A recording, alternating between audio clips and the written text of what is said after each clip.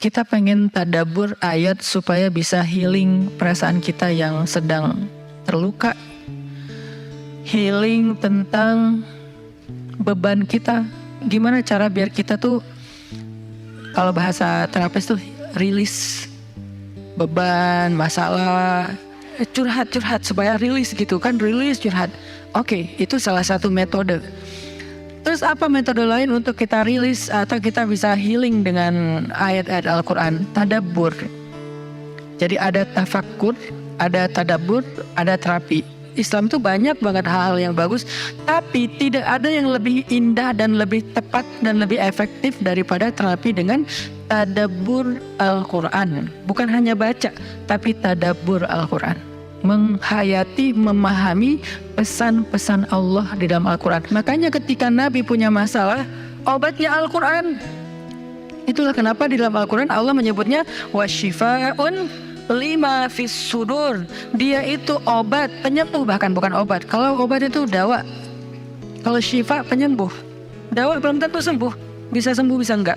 Tapi kalau syifa ya udah pasti sembuh.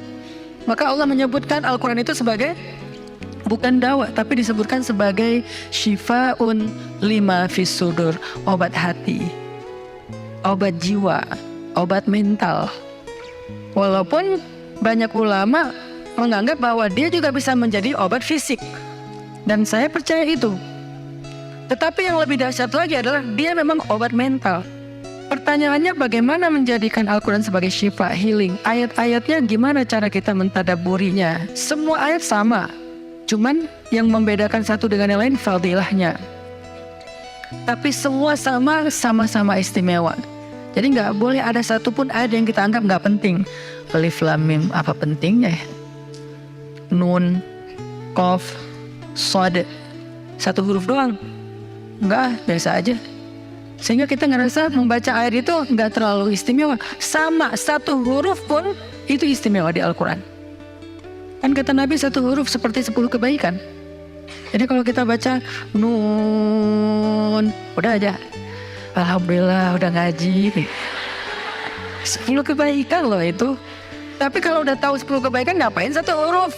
Udah aja wal qalami wa ma yasturun, lanjut dong. Udah tahu tuh 10 kebaikan cuma satu huruf, sayang banget ya kalau ada waktu. Dan ketika membacanya jangan target saya harus cari waktu yang tepat nih buat baca Quran biar khatam 1 juz. Jangan cari waktu yang tepat, susah.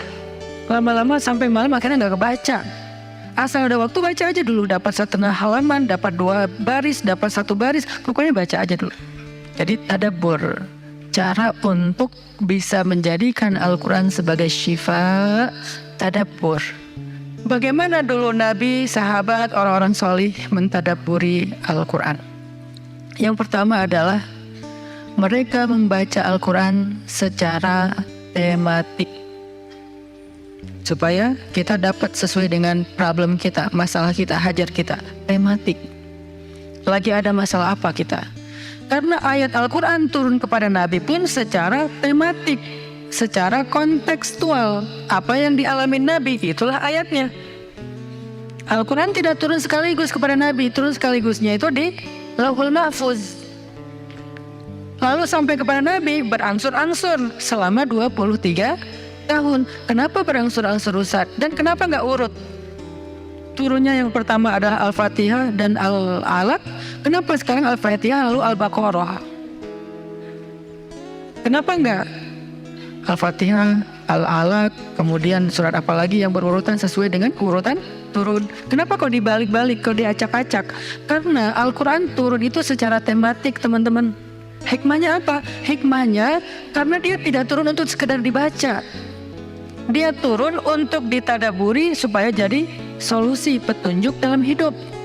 Petunjuk apa? Petunjuk terhadap masalah yang lagi dihadapin. Dan kita nggak akan dapat petunjuk kalau nggak ngerti kan? Coba baca petunjuk penggunaan obat. Bahasanya bahasa bahasa Thailand misalnya. Banyak kap-kapnya. Susah kan kita? Gimana berapa hari sekali? Kayaknya 5 kali sehari deh. Padahal cuma 2 kali sehari. Nggak bisa dapat petunjuk karena nggak ngerti. Maka supaya kita bisa tadabbur, kita pahami. Nah, memahami apa? Sesuai dengan tema. Kita boleh aja bagus banget malah baca Al-Quran secara berurutan, tapi itu target baca ya, target tilawah, bukan target tadabbur. Tadabbur beda sama tilawah. Tilawah tetap dia nggak usah diganggu gugat, udah segitu aja. 1 hari 1 juz, setengah juz, 2 bulan sekali khatam, sebulan sekali khatam, itu lanjut aja udah. Karena itu memang target membaca. Tapi target tadabbur beda sama target membaca. Bikin 2 target. Kalau tadabbur memang gak panjang-panjang dan gak berurutan, tematik. Kita mau lagi masalah apa sih? Gimana kita cari temanya Ustadz? 1, bisa nyari ke Simbah Google, ayat tentang, klik keluar.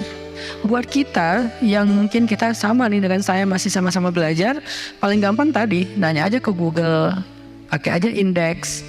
Atau cara yang lebih, ini kalau mau, saya beberapa kali nyoba soalnya, kalau mau bukan ngetes ya, kalau mau agak sedikit lebih seru nih, agak lebih seru. Tapi kalau belum berhasil jangan salahin saya ya. Kalau agak lebih seru nih, saya suka gini, pegang Quran, lagi ada masalah nih, Bismillah, ayatnya pas, wah ini saya banget nih.